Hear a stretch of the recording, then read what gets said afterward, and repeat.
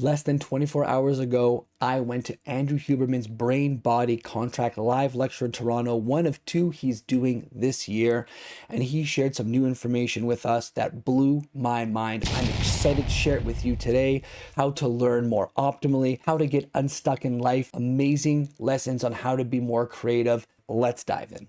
The first thing that I want to share with you is a little bit about stress, and he said there's really three big ways that you can be managing stress in your life.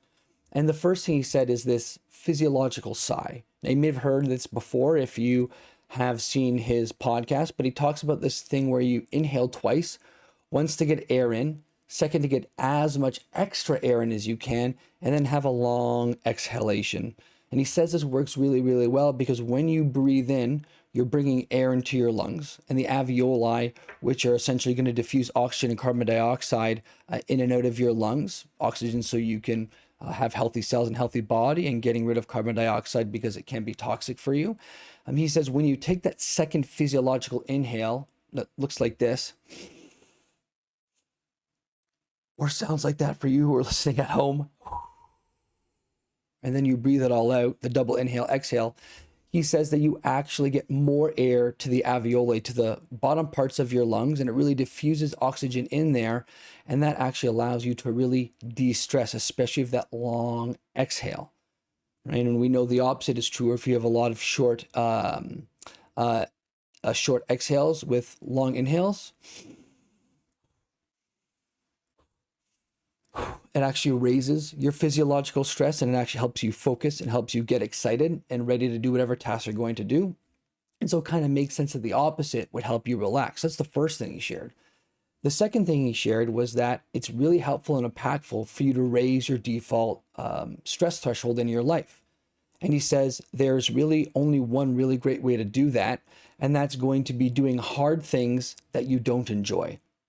And this seems like one of the reasons why cold baths seem really, really great, or going into saunas that are extremely hot, is because they're very high physiological levels of stress, and it pushes you outside your comfort zone, and you really want to get out and you don't want to be there, but you still stick in there. And what he says is that this will help raise your default level of stress so that when you're out in life day to day, you can tolerate more mental stress, physical stress, all the different ways that your body can get stressed out in life. So I thought this was really, really cool.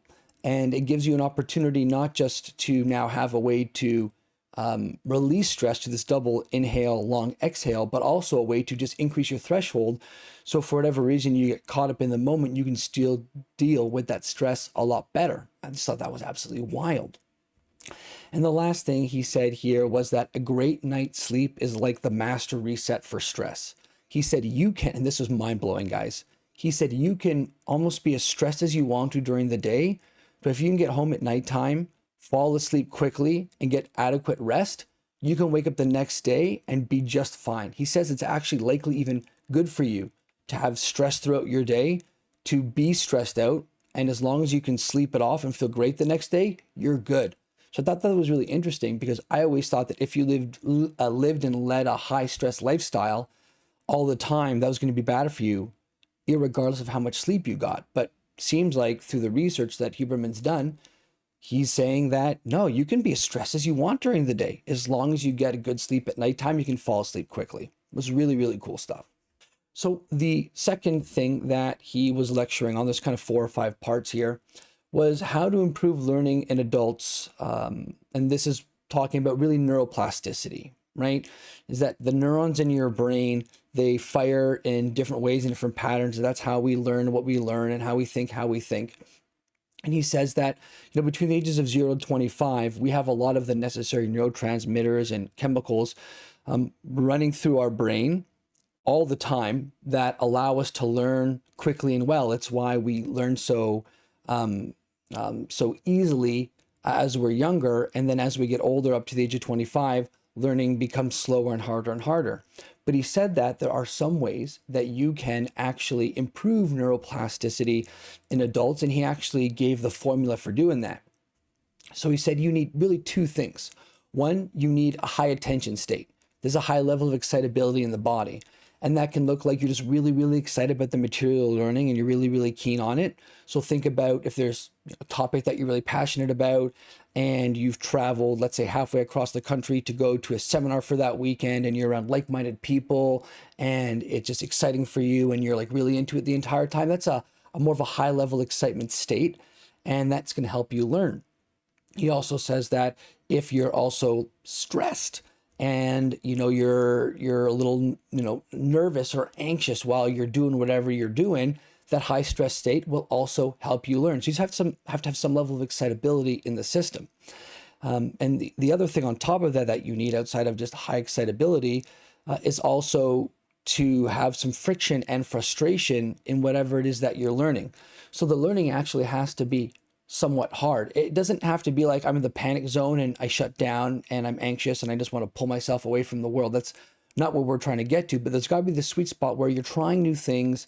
It's frustrating. There's some friction. You're not sure what to do. You've got to figure out some different solutions.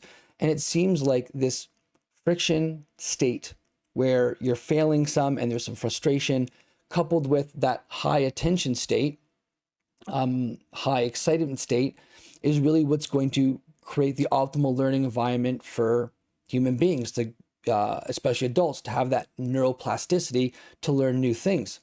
And so I thought this was really, really cool because you can start thinking about now in your life, how do I apply this? Like, how do I get excited? And it's interesting because in the past month, I've started doing more just treadmill walking, trying to get my heart rate up and my beats per minute up to like that 70, 80% zone by doing a fast incline walk on a treadmill. And I've found that I can do that for half an hour and really enjoy it, and also kind of distract myself by reading and learning and watching YouTube videos on things that I want to have more information about. And so I think it's really great to kind of take in technical knowledge that way. I've been watching some courses on storytelling, public speaking. I've been looking at some self-improvement stuff on being not nice because I'm a bit of a people pleaser. And I've been reading some of Alex Hormozy's $100 million leads because I want to figure out how to grow my business and get more leads in there in some different ways. I just found that the information sticks a lot better by learning it and while I walk on a treadmill. Now, that doesn't necessarily mean that it's going to translate well to maybe the actual functional tasks. I'm not actually doing the thing with that information. I'm just kind of amalgamating in my brain. It's there and I understand it, but maybe the actual behaviors and specific plasticity needed for actually executing on those tasks and seeing things differently will actually require me to like maybe write out and create some kind of like ebooks and go through that process. Or maybe it looks like I have to go out and actually speak up in conversations if I want to be like less nice and feel that little bit of stress and anxiety. So there's still that not necessarily that transitory piece there, but certainly you can learn by being on a treadmill or a bike and actually being in that excited state and reading something that's new for you, it's a little challenging, and have that information sit in your brain and stick better, which I thought was super cool. Now, he said there's a little bit of a bonus piece here. And he said that if you do some non-sleep deep rest after your learning, that the neuroplasticity takes in an even greater amount. And so non-sleep deep rest is this state he describes as your body is not moving. You are, relaxed, you're lying down or you're sitting in a meditative position and your mind is active. Maybe not to a super high degree, or it could be in some cases, but your mind is active, but your body is still. And it seems like that's a really optimal state to help information amalgamate and collate inside of your brain. Now, he says, optimally, 5 to 20 minutes, but he says realistically, with the way life is, 1 to 5 minutes is going to be just fine for a lot of people, especially because we all got stuff that we got to do. So I thought that was really, really cool. Okay. So let's talk about some more of the novel stuff that Dr. Huberman shared in his lecture. This next piece was really interesting because it was anecdotal to start with, but then he started getting into a bit more of the science of it, and it became just really, really cool to hear him talk and discuss. And that was all about creativity. So he spoke about how he vacationed with someone he had in his podcast, Rick Rubin, who's a very famous music producer, had Grand Slam after Grand Slam. And initially I thought Rick Rubin was Rick Ross. I'm like, that sounds like an interesting character to hang out with. Rick Rubin is not Rick Ross, totally different guys. And And he said he went to stay with Rick Rubin for a week and hang out with him. And he said he was surprised about just how much laying around they did. You know, he would tell these different stories about them being a cold plunge together, then going to sauna, just swimming in a pool, or just sitting back and thinking and taking information and thinking about art and just lying around. And he said he had this realization in that a lot of these creative types, there's a lot of doing nothing with an active mind. He said, and this is kind of the crux of where he got to with this conversation, is that a lot of the most intelligent, creative people in the world, they spend large amounts of time, 30 minutes to 2 hours at any given bout, just sitting around with their body still, but with their mind active. And he said this is very unique body state that allows people to start seeing things and thinking about things differently and almost having their subconscious, this is my words, subconscious unlocked in a different way that allows them to have more access to different information. And so he believes this is a large part of Rick Rubin's creative process, is just having large swaths of the day where Rick Rubin does nothing. Now, Rick Rubin does have like a large family and he's got to produce music. So it's not like he's not doing things and not taking action. He's just sitting around all day.